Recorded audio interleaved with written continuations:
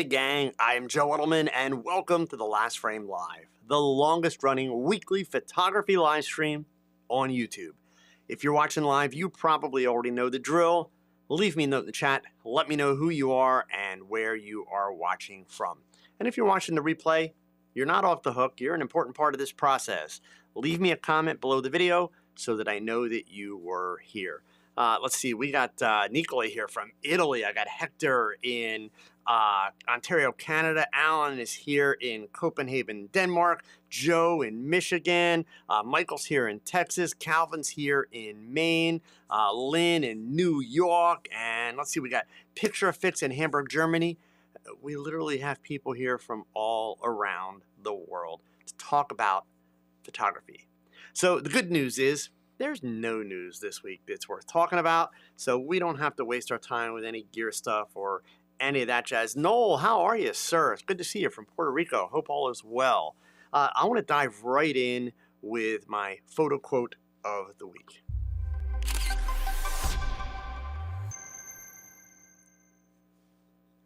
This week, the quote comes from a living photographer. The gentleman is named William Eggleston, and the quote, "You become technically proficient whether you want to or not, the more you take pictures."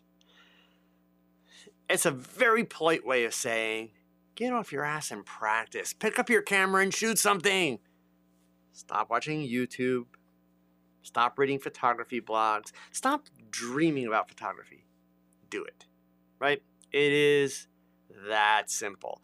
I, of course, have a page on my website where you can learn all about William Eggleston. As I mentioned, he is a living photographer, still shooting, still very active. In fact, let me drop that URL in the chat for you. For those of you watching the replay, it is in the description down below the video.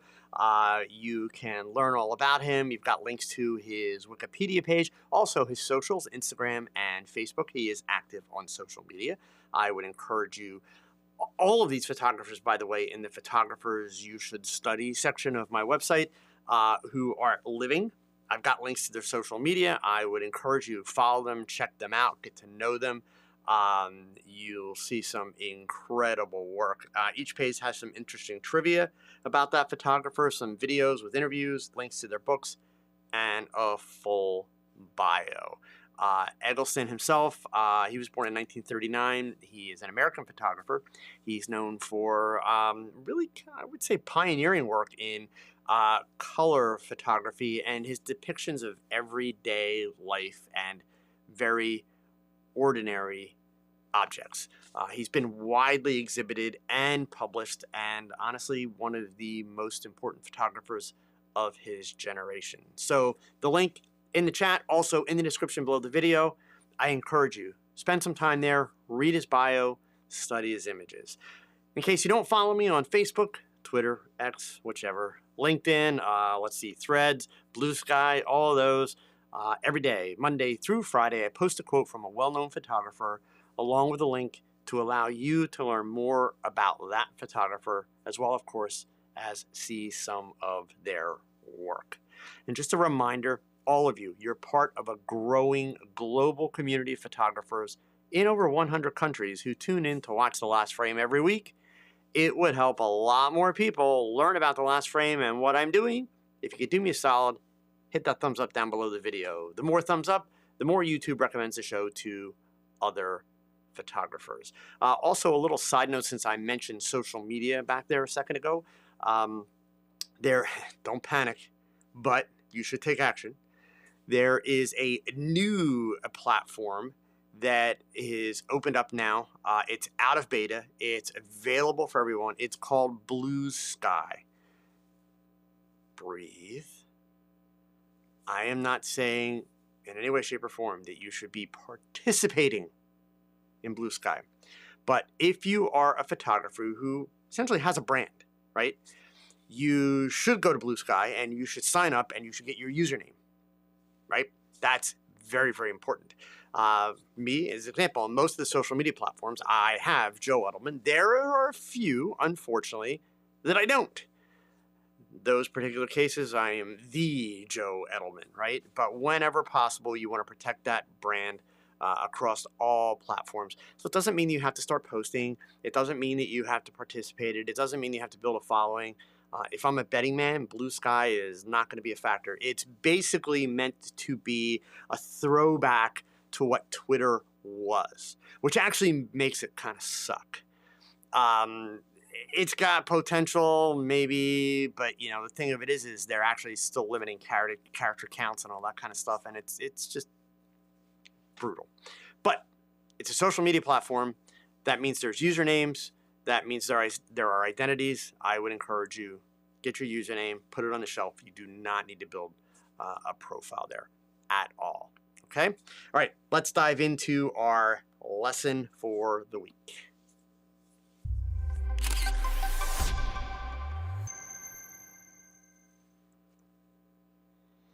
Camera clubs.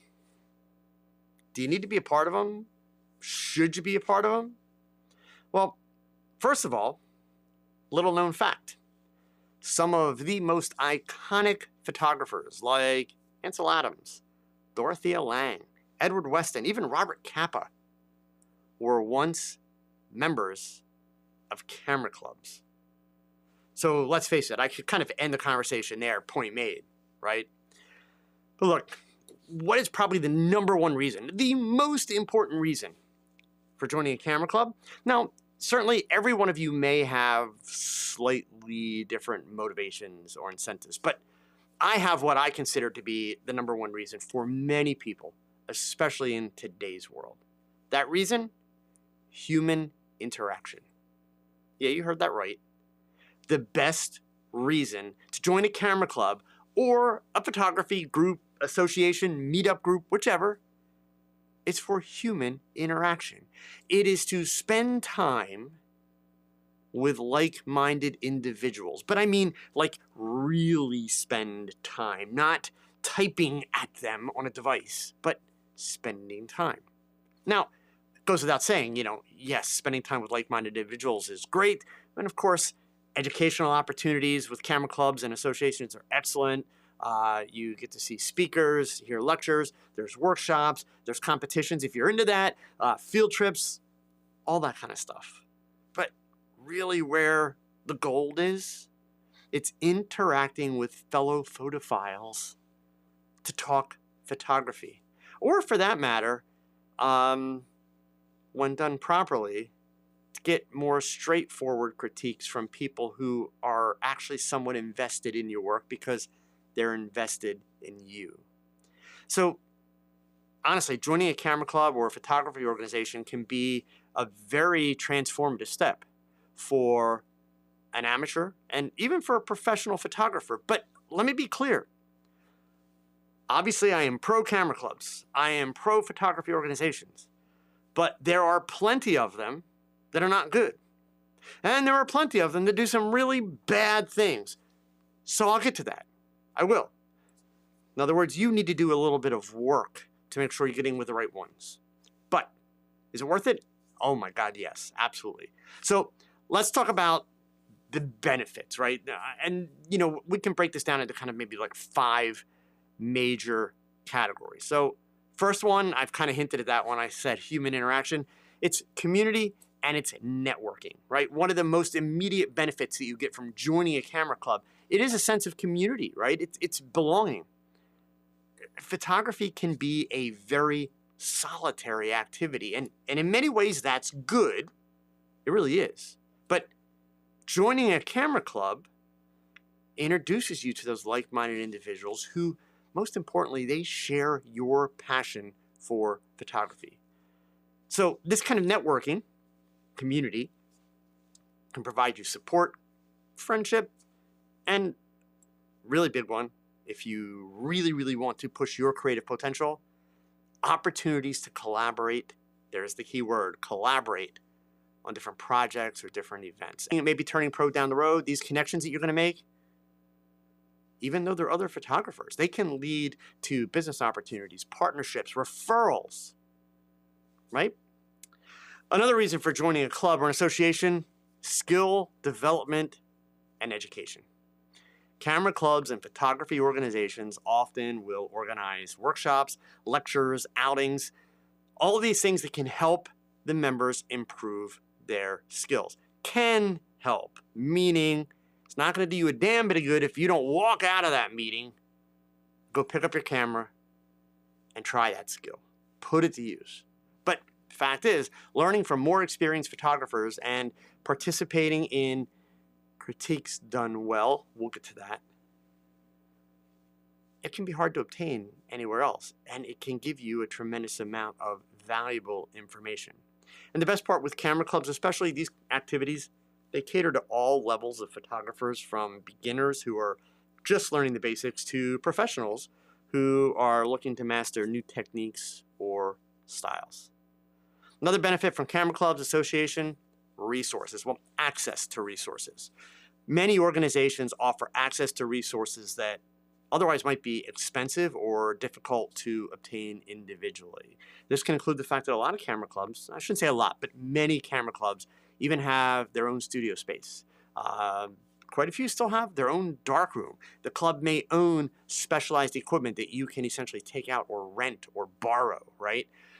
Additionally, clubs that are well organized, keyword there, clubs that are well organized, have oftentimes made arrangements with photo retailers and major photo manufacturers to get group discounts on anything from workshops to gear to software. All those are common benefits that can save members money. Another one, exposure and inspiration.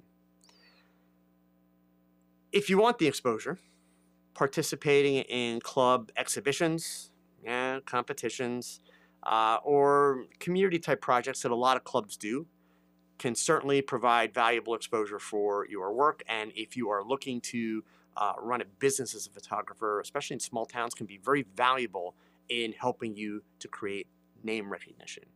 Flip that around where I see the real value. It's an excellent way to expose yourself to a wide range of photography styles and subjects, which will ultimately help inspire your work and push you to try new things.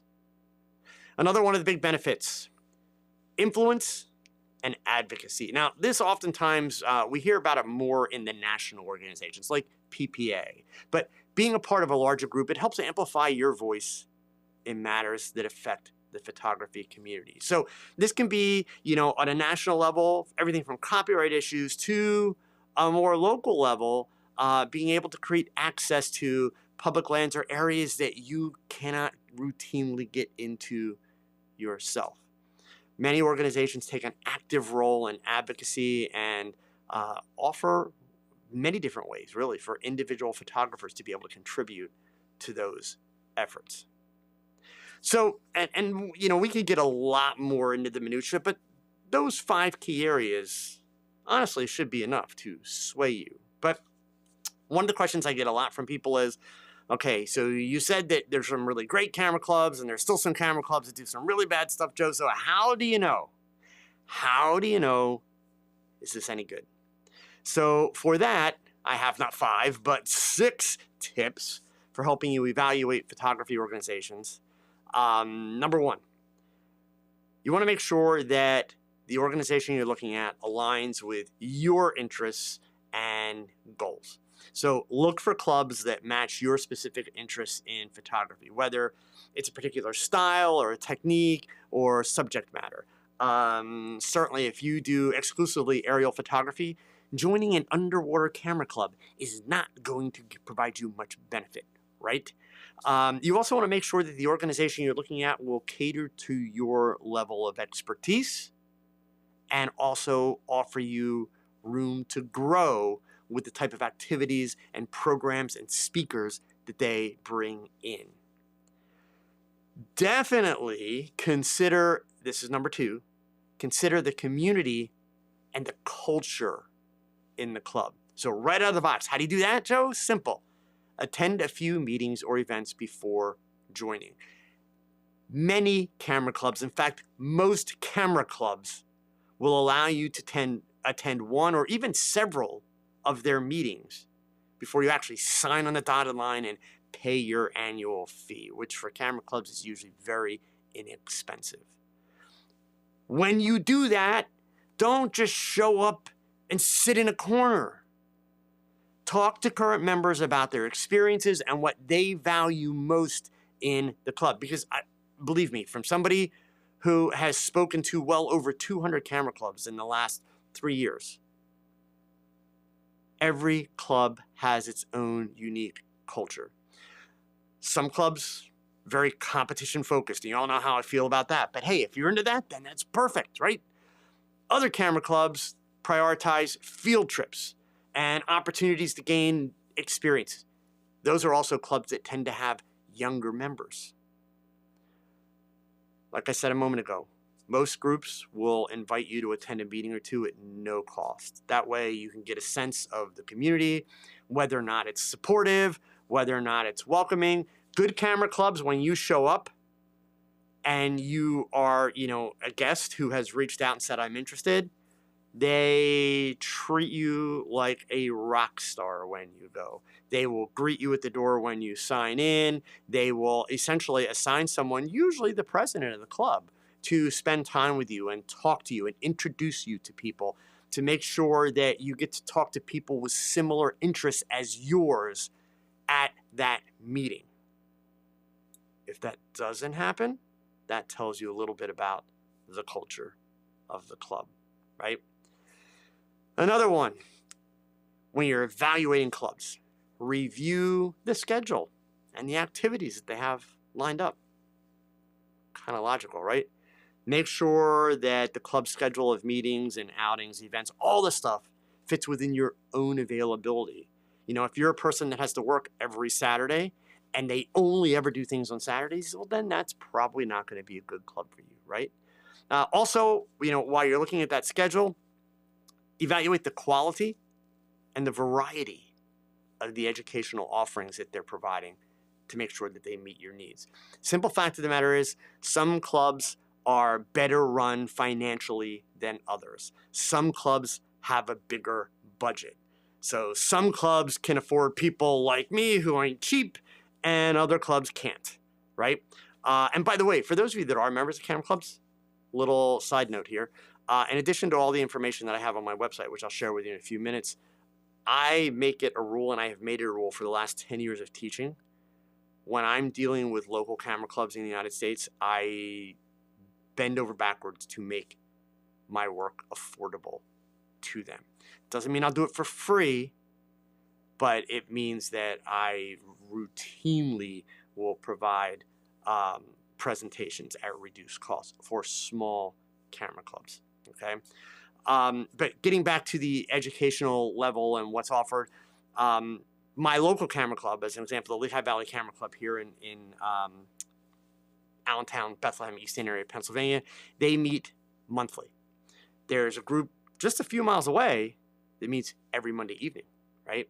So you want to understand, like, how often does a club meet? How active are they? What do they do? The Lehigh Valley Club, the local club here, while they meet monthly, that monthly meeting is, with a speaker.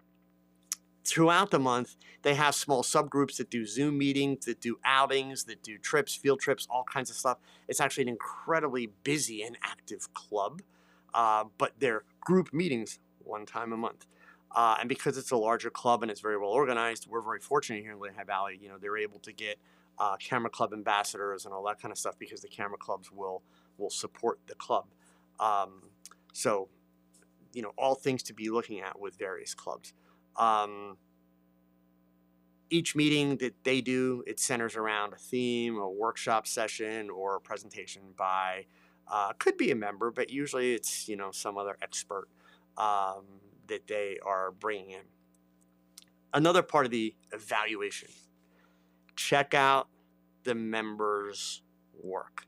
Look at the photography of the current members.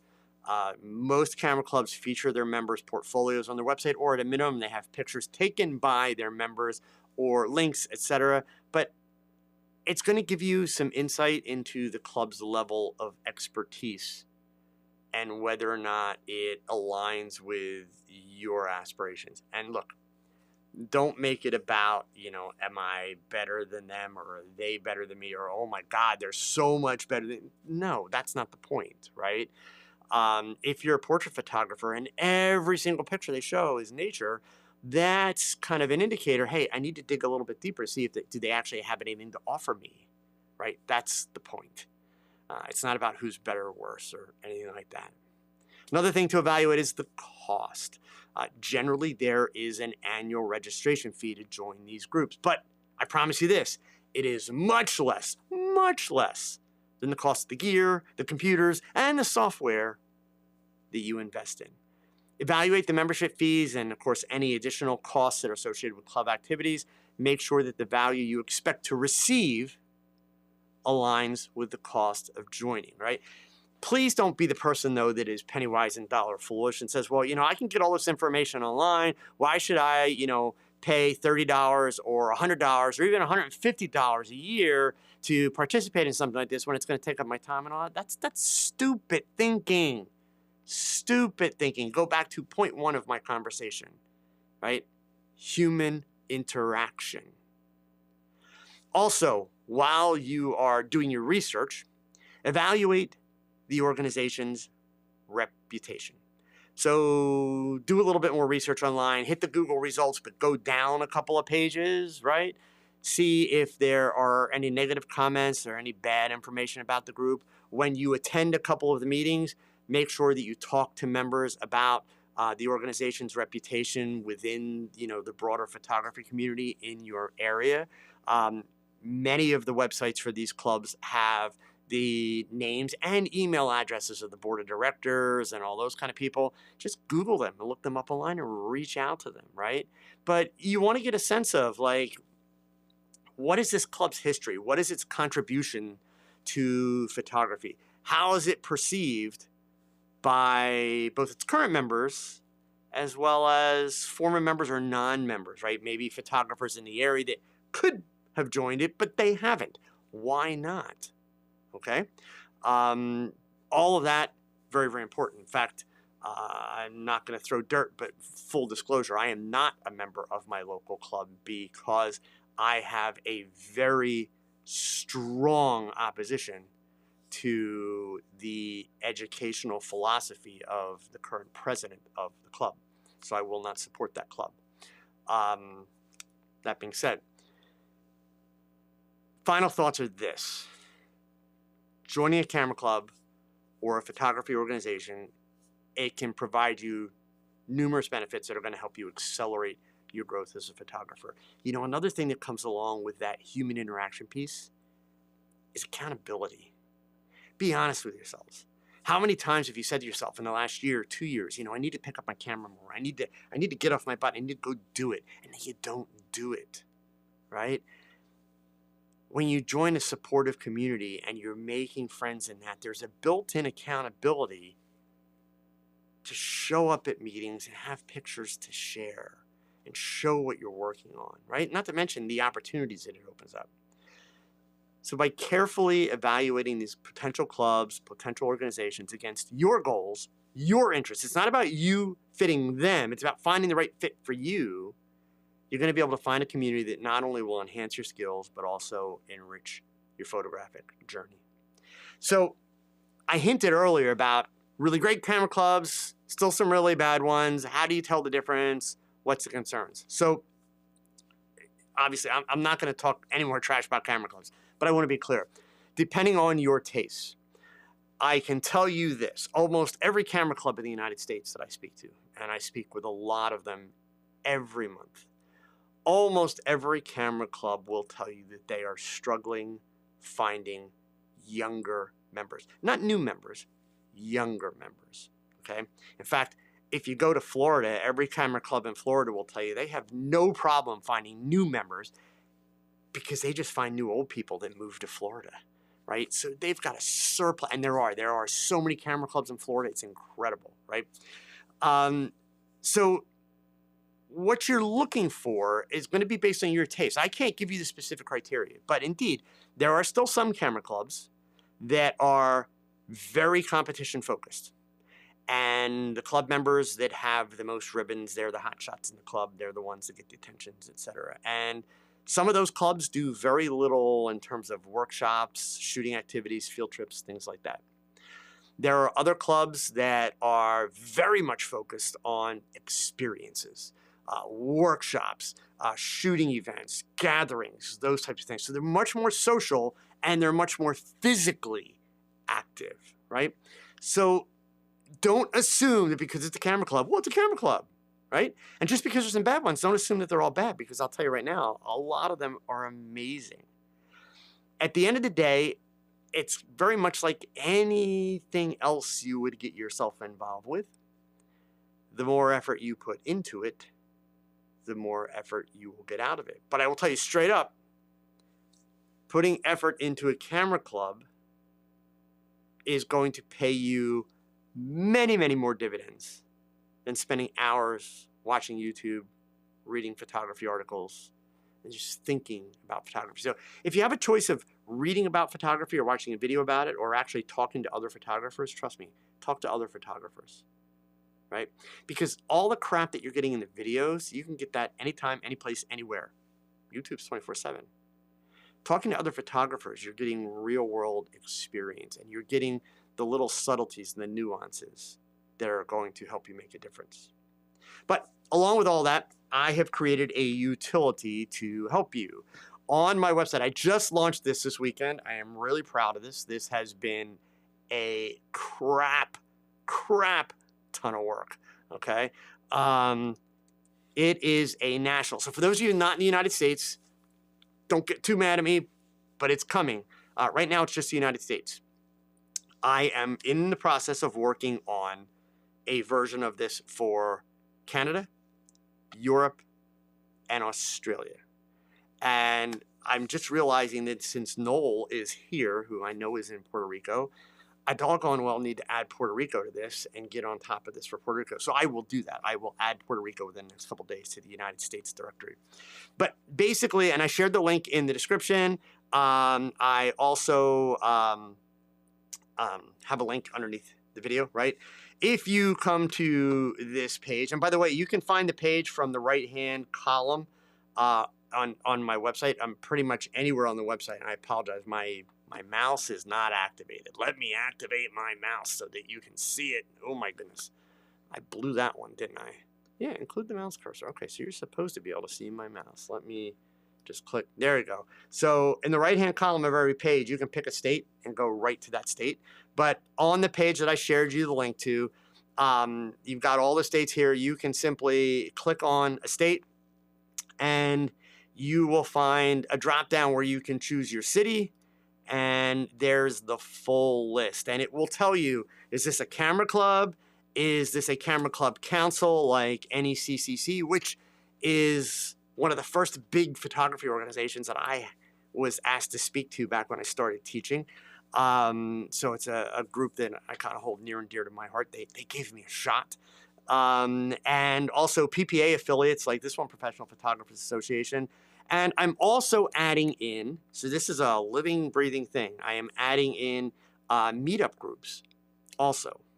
So you've basically got those 4 categories you'll find here. And you click, it will take you to that organization's website to be able to do a little bit more research and to also reach out with them and contact them, okay? So right now, there's a couple things I can tell you about this directory. There are over 500 camera clubs listed here in the United States so far. By the end of this week, that number will be well over 600. So literally still doing data entry and adding things in here. But I finally got at the point where there are clubs represented in all 50 states, and I'm adding more. So it's going to come out to well over 600 by the time this gets set up. The best part of it is I can brag and I can tell you that it is the most detailed and up-to-date, meaning accurate. Every one of these links goes to a current camera club. It's the most up-to-date and accurate directory of any kind for camera clubs on the internet. So all this information is good, it's together, it's current, and I encourage you, check it out. Okay? So Again, all the links in the chat, in the description below the video. You'll find all of it. But seriously, I do, I don't make any money from these camera clubs if you join. This is literally me telling you it's a lesson that I learned the hard way in my career. When I was a teenager, I had an opportunity to join a camera club, and it was all old people, and I thought, oh, that's stupid. And admittedly, even when I started teaching, while it was camera clubs that were giving me my start, I really struggled with the fact that, this is 10 years ago, pretty much every camera club was, exclusively focused on competitions. And the education was very, shall we say, rule-bound, right? Which I don't appreciate. That's changing a lot in the world. Are there camera clubs that still are extremely focused on competitions? Yes. Are the camera clubs that are still very much rule-bound with bad information? To some degree. And, even my local club, I want to be really clear, while I have a major issue with the president of the club and his educational approach to photography, I don't entirely blame him. We have a problem with education in our industry. Look, you've all seen me talk about and do the articles about exposure and things like this, right? This is a photographer who just got his certification from PPA. And so when it comes to the exposure triangle, as an example, his argument for why I'm wrong about the exposure triangle is because the exposure triangle is on PPA's test. Well, PPA is just an organization that supports photographers. PPA doesn't take pictures. And PPA's test, it's been updated numerous times over the 100-year history of PPA. Obviously, the test that they gave 40 years ago didn't include digital photography, but it does now, right? But the fact of the matter is, they're testing photographers on information that's inaccurate, and it needs to be fixed. So it's an industry-wide problem. These are well-intentioned people. Nobody is the president of a camera club, because they're making big bucks or anything like that. These are volunteer, situations. But obviously, the president of a camera club, sets the culture and establishes the culture within the club. So do your research, do your due diligence, go to the meetings. They're free, right? So especially if you're lucky, Michael, I saw you don't have a club within 100 hours or 100 miles, excuse me. And that's a tough one. And maybe by the time I'm done with my director, you may find out you do have one closer. But, for those of you, especially that are in metropolitan areas, you're going to find that you have many choices for camera clubs that you could participate with. So it is a matter of finding clubs that fit you and fit your approach to photography, fit the things that you really, are looking to get from it. Those are the kinds of things that you want to approach. Michael, tell me where you're located. I'm just curious. For some reason, I think you're down in Texas, but I don't remember for sure. So anyway, that's my thoughts on camera clubs. I encourage you, check it out. Check out the directory that's on the website. As I mentioned, it is being updated literally as we speak. By the end of this week, there will be well over 600. And then for Canada, Europe, Australia, those are in the works. Probably going to be a good 4 to 5 months down the road.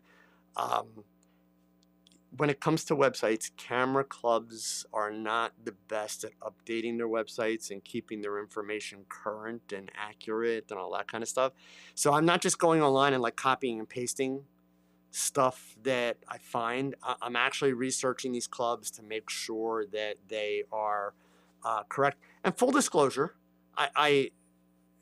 you guys know me, I run my mouth too much, but full disclosure, the reason why I'm doing this is not just to be nice to all of you. I'm doing this because I've been aware of approximately how many camera clubs there are. as you heard me say, I've spoken to several hundred camera clubs. Given that I am a full-time educator, that means that there is income opportunity for me to be able to connect with all of these other camera clubs. There are also other photography educators that would love to use this information I'm collecting, because as I mentioned, I'm collecting contact information, names of people, email addresses, all that kind of stuff. So it's part one, part two of the work. Part one, building a directory for all of you folks. Part two, on the back end, my version of the directory has a little bit more information that serves me for my teaching needs, and I'm using that to be able to market myself to camera clubs, to schedule talks, presentations, things like that. So Kirsten said here, the part that I enjoy most about my camera club is the pub afterwards. Yeah, and Kirsten, I think that's more of a British thing than an American thing. But listen, for the Brits, anytime they get to go to a pub, we all know how that works, right? So I have no doubt that is the most favorite part of your camera club meeting, for sure. So let me just scroll back here. I don't know if we had any questions come in. You guys are here. I have a shoot breakdown, which I'll give you that. But if you're here, gang, come on. Oh, I'm sorry. Joe's here from Michigan. Joe, you had a question about photography events. I saw that you posted that online, and I'm sorry, I forgot to copy it. My bad. So, Joe, I'm going to paraphrase this. If I leave anything out, keep typing, and I'll make sure I get all of it. Along with this question about camera clubs, Joe posted a question, I believe it was on Facebook or one of those today, about the photography events, things like WPPI, Imaging USA, ClickCon, Shutterfest, all of those. Is there value to attending them? And Joe, if there's another point to the question, please start typing. But if that's the gist of it, the answer is kind of similar to the information that I've just given you with regards to camera clubs. So it's like, yes, no, maybe, kind of. It really can be, but no, it depends. Well, how do you figure out? It's really simple. Let me tell you this. All those events, every one that I mentioned, right? And pretty much all those big events here in the US as well as in Europe, they're fun. So now I get it. From a business standpoint, you can't always justify spending money on fun. But let's get the fun part out of the way. It is fun to go to a 2 or 3 day event where you get to see all the coolest, latest, newest gear and toys because all the manufacturers are there showing it off. It is cool to go to those 2 or 3 day events with thousands of other like-minded individuals, photographers, right, who shoot things similar to you, just to be able to meet people, to talk to people, to hang out, to party, have fun. It is fun to go to those events and be able to see photographers that you follow online, photographers that you admire, you watch their YouTube videos, you read their articles, you follow them on Instagram, to be able to meet them or see them get up on a stage and present. It's fun. Now, all of those events don't like that answer. They would have rather me said, oh my God, of course, because the educational opportunities are incredible and they're amazing and you can learn so much. They're not wrong, but they're not right. Let me explain. The opportunities are indeed excellent. Almost all, not all, almost all of those events bring in top-notch photographers to present. Most of those photographers are good communicators.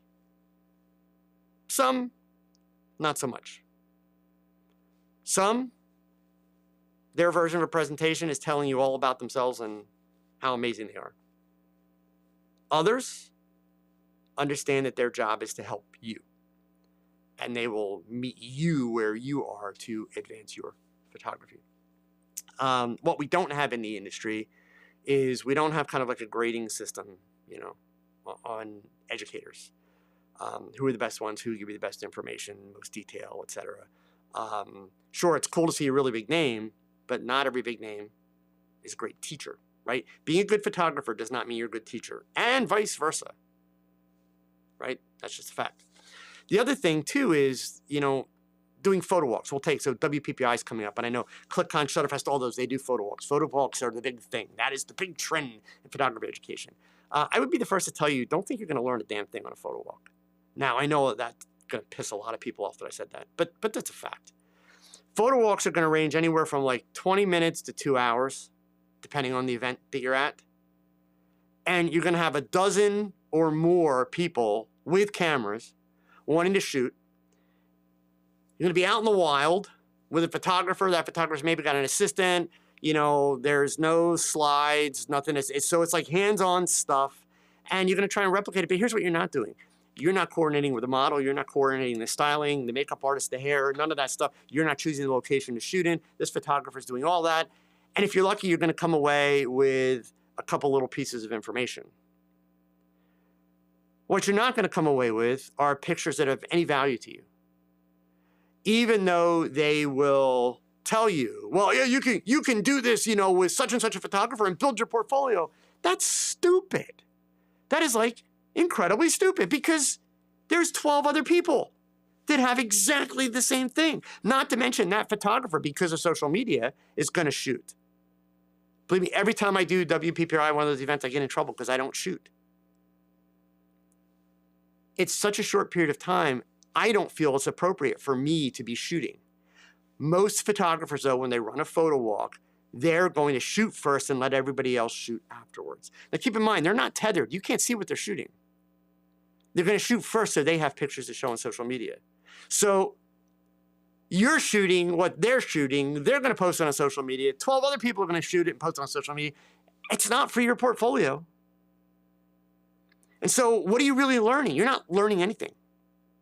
Yeah, you're going to tell me, well, I attended a photo walk, and I got this one little truth bomb that was amazing. That's a lot of time, a lot of effort, plus travel expenses, plus a hotel, plus money paid for the photo walk, because the photo walks are always extra. So, so my advice is, if you think those events would be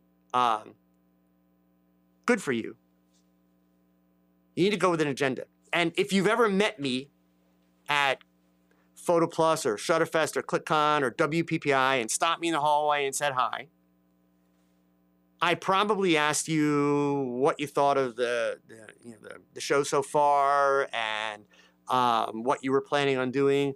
And then I probably shared with you a piece of advice. Every time I've ever attended one of these events, Imaging USA, same thing. Anytime I've ever attended one of these events, I give people that I meet the same piece of advice, because I think it's incredibly important, and nobody says this. I tell them, before you do anything else, sit down with a schedule, with a program, however they have it laid out, and make yourself a plan, which they've already done this part of it. I want to see this person speak. I want to see this person speak. I've got a photo walk schedule for that. They've already got that. I said, but now, for each one of those things, take a minute, go look at that photographer's work, and ask yourself a question. What is it about their work that I can't do, but I want to do? Because when you go on a photo walk, the instructional time is very short. Because the whole idea of the photo walk is you get to take pictures of what this brilliant photographer creates and sets up and lights and does everything else. So you're just going snap, snap, right? So look at this photographer's work and figure out, what is it about their work? I can't do that.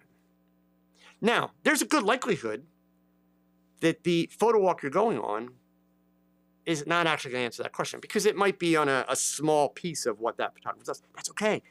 The best part of going on a photo walk is there's downtime. You're going to be standing shoulder to shoulder with that photographer. You're going to be able to talk to them and ask them questions.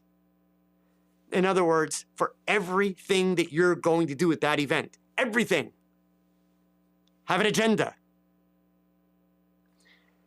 If you want to go to the Nikon booth to see the newest Nikon camera, whatever, don't just show up so you can drool over it. They have towels. They'll wipe them off.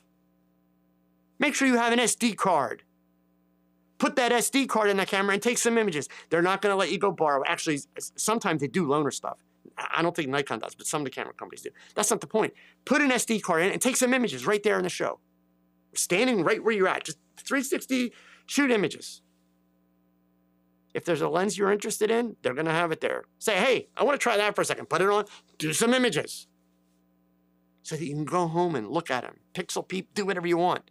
But don't just go to see it and drool over it. So have an agenda. The way you make these events work, Joe, is you have an agenda. Everything you do, every minute of your day, you have to have an agenda. I'm spending a lot of money and time to be here. What do I need to get out of it?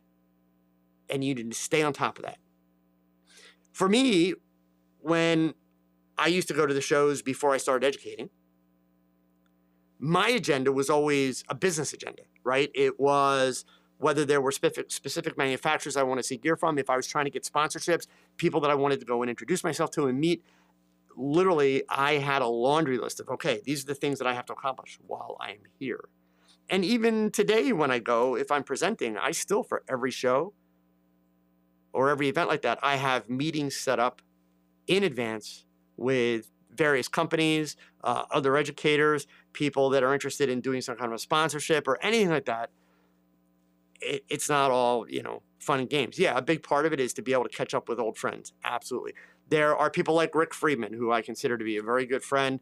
I only ever see Rick at like WPPI and trade shows like that. And neither Rick nor I are teaching this year at WPPI, but we're actually probably both going to head out to Vegas and go do a little workshop out in the desert, right?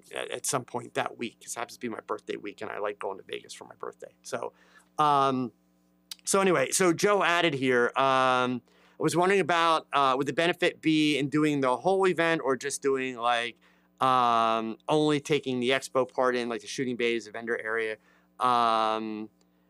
Yeah, I mean, the whole event, Joe, in other words, where you're paying like for a full conference type thing, is great if you are going to hold yourself to the fire and really make sure you've got an agenda for everybody that you're going to spend time seeing. If you do that, it will be time very, very well spent, right? If you just go and play fanboy and show up and hope that you learn something, no, man, just give your money to a homeless person and then go take pictures. You'll learn more, like legit. You'll learn more, okay? And believe me, I will I will get kickback from photography events and organizations over that, but the fact of the matter is that's the truth, okay?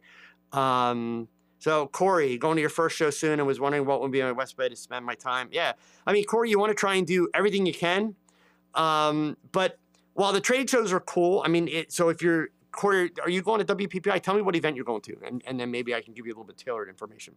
But yeah, I mean, as I started out, all those events are a ton of fun. And there's some value to fun, right? But, you got to be able to justify all this, especially if you are in business, right? The way I look at it, my time is valuable. And look, I'm a little bit older now, and I'm one of those people. I have an extreme awareness in my head, and this is my own neuroses. I'll own this, right? But it's an extreme awareness of the fact that I've got less runway ahead of me than I do behind me. That bothers me. It just, because there's way too much I want to do yet, right? So for me, wasting time, the worst thing that anybody can ever do is waste my time. I become a really nasty person over that. That's, again, it's my own thing, but so when I go to those kind of things, I take it upon myself, number one, if I'm going to go watch a photographer speak, why am I going to be there, right? What am I doing that for? What do I want to get out of it? Sometimes what I want to get out of it is not the topic that photographer is going to talk about, but that's fine. I'm going to make it a point to meet that photographer and have a conversation with them and ask the questions that I'm after, right? Same with trade shows. I don't need to see the whole trade show. walking the entire trade show, and believe me, for probably the last 5 years, I've never walked an entire trade show floor at Imaging or WPPI, or even back with Photo Plus. I never walked the entire floor, because all that does is make me want to like zap a credit card, right? I mean, but I'm human. I like toys, so that's not the reason to go. But what I do is I go through the list of exhibitors, and it's like, okay, I want to make sure I get to this booth, this booth, this booth, and I make a list. And I have a reason for going to each of those booths. It may be because I want to meet the marketing people from the company. It may be because there's a new piece of gear and I want to take a look at it and see if it's everything people say it is, whatever, right? And so that way I'm only going to go to the places that I need. And plus then I can really minimize my time in the trade show hall, because the trade show halls are always chaotic. They're noisy. And let's face it, they're designed to get you to spend money. I don't need to spend money, right? So, Michael, there's a Texas show where you get one photographer for 5 days. Is that too much? That's the Texas show that you're talking about. It's not actually a Texas show. It's called Texas School. I was actually originally scheduled to teach there last year, Michael, and I did not in the end. The people that attend it speak very highly of it. It has a long-standing reputation in the industry as a great program. It's a very well-organized program. The reason that I pulled out last year, I was scheduled to go. I was in their marketing. People had signed up for my class. In fact, I think my class was almost full. The way that everything was set up with models, we were working with teenagers. We were not going to have makeup and hairstylists. And they have a rule for instructors that you have to deliver finished images of your models that are in your classes within 24 hours. So in one day, I could be working with as many as 4 classes or 4 models in my classes. You folks all know how much post-production I put into my work, which is what I was going to be teaching. I wasn't going to have hair and makeup, so I would have been doing a lot of extra post-production. And I made it clear that I couldn't accept those terms, and they weren't willing. Well, they were willing to say, well, if we can do it in a week, like, still, no, it was a matter of I really wasn't a good fit for the program because, and to be fair, again, I hold no ill will towards the program. Let me be really clear. Everything I've ever heard about Texas School, it's a great program, right? It's a great program if you shoot portraits, senior portraits, event type work, weddings, all that kind of stuff. It's a great program. For my kind of work, I just wasn't the right fit. And believe me, I mean, it was a rough situation because I was recommended for the program by Tamron. Tamron was going to pay part of the bill for me to go. So I did not pull out, gleefully. It just wasn't the right fit for me, period. But everything I've heard about the program, Michael, it's a great program. But I will tell you the same thing, right? Do your research on the photographer. Do your research on the photographer, not just by looking at their portfolio and saying, oh my God, they take really cool pictures. Do your research on the photographer to get a sense of, are they actually a good educator? How do they teach? What do they teach? Most of the people that are going to teach there will have some kind of an online presence where you'll be able to get a sense of that. But all that is really important. So, Corey, cool. You're going to Shutterfest. Shutterfest is definitely like fun event. Okay. There is a trade show. The good news about their trade show is it's a fairly small trade show, right? But it's still a trade show. And the way Shutterfest is usually set up, you have to navigate through the trade show to get all over the place. So the big thing for you, Corey, is really research your instructors. Some of the instructors are bigger names, lots of experience. That's because camera brands are paying for them to be there, right? Other instructors are new to the game. Doesn't make them bad. It just means there's not enough, I shouldn't say enough, not a lot out there of how good a teacher are they, right? So the trick is never be fooled just because a person has an amazing portfolio into thinking, oh, I'm going to learn so much from this person. You need to find out what kind of a teacher are they. And even better yet, email them. I would encourage people, and people do this to me all the time, and I answer. email them in advance and say, hey, I see you're going to be at Shutterfest. I'm coming. I love your work. Can you tell me, will you be covering this? Am I going to have an opportunity to learn about this from you? Number one, if they don't answer, that ought to tell you something about the person. Just saying, right?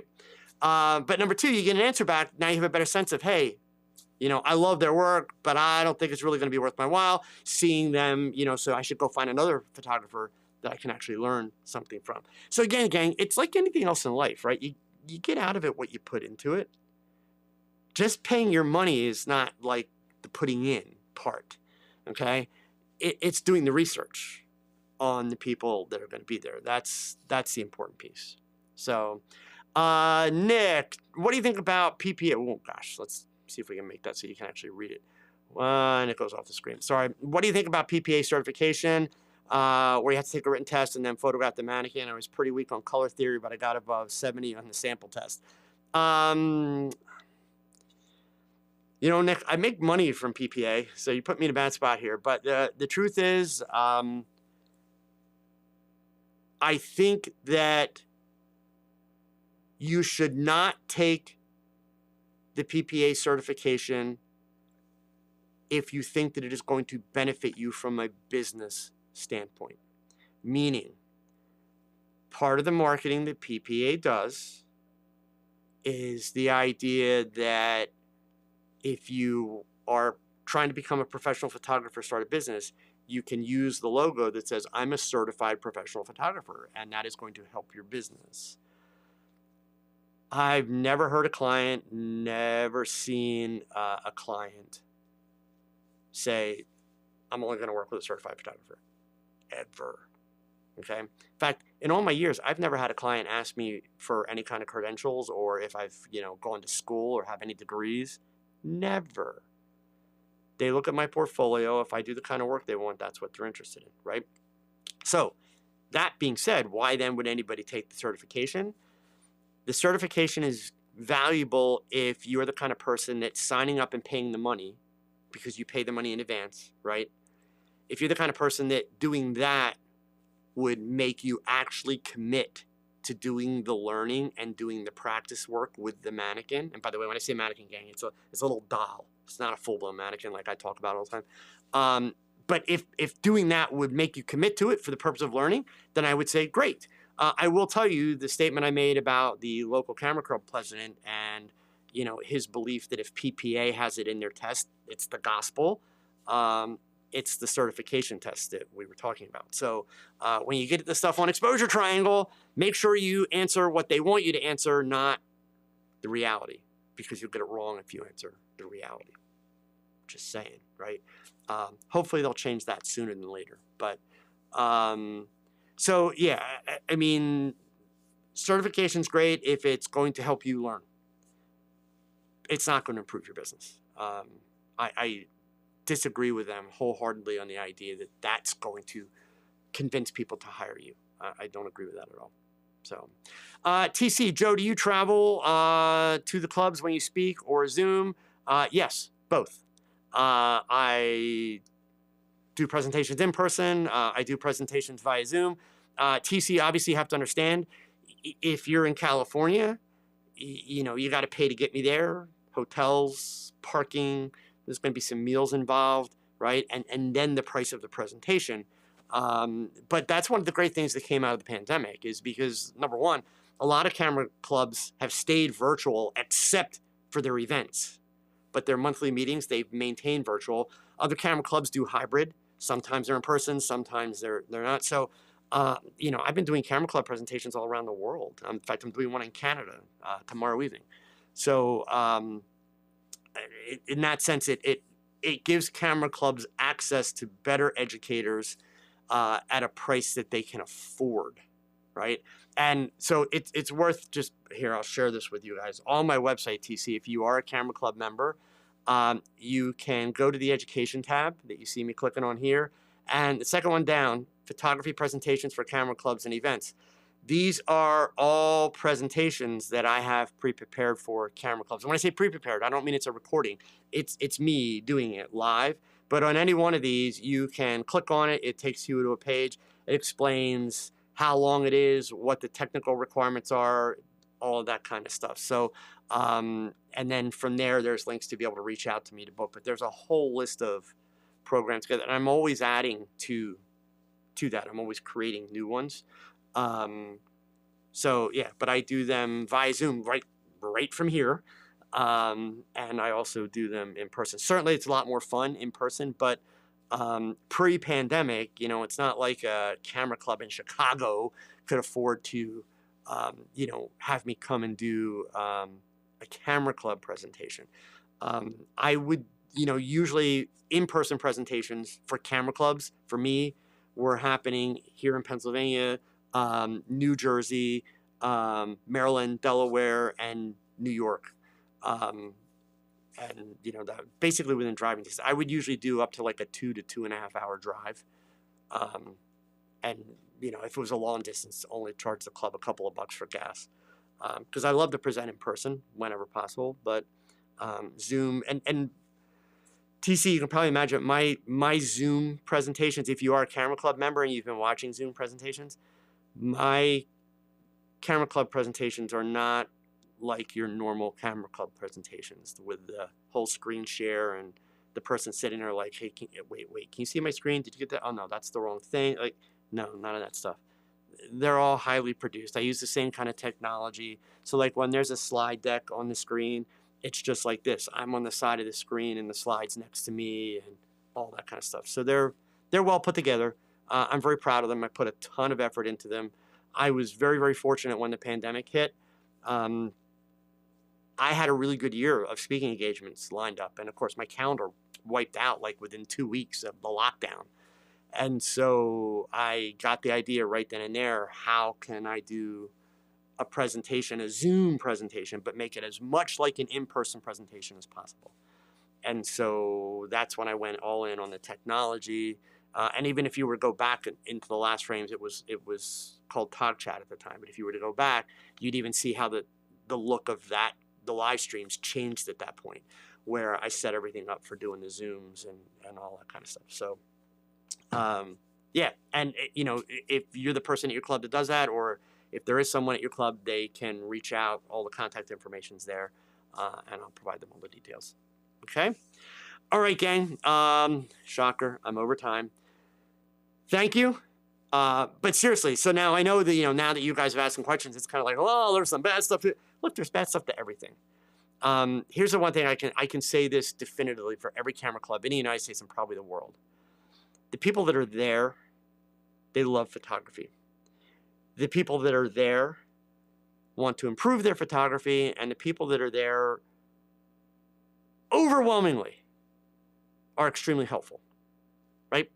So it does come down to, you know, a culture fit, a genre fit, right? And it means that you need to do a little bit of research. But I got to tell you, there's just nothing like that camaraderie and having that human interaction with your work. If you've ever seen me talk about creativity, I talk about collaboration and creativity all the time. Photography tends to be a very solo pursuit.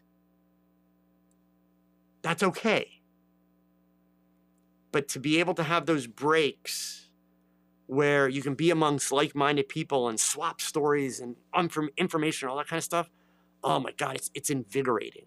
It's invigorating not only just for your general attitude about what you're doing, it's motivational because you want to have something to share too, so it kind of holds you to the fire, much more so than an online community can, right? So I encourage you, look into it. You won't regret it. But we're out of time. Shocker, okay? Please, if you haven't done so already, hit that thumbs up so more people can find out about this. And remember, gang, you don't get back the days that you waste, so go pick up that camera and shoot something. Because your best shot, it's your next shot. Adios.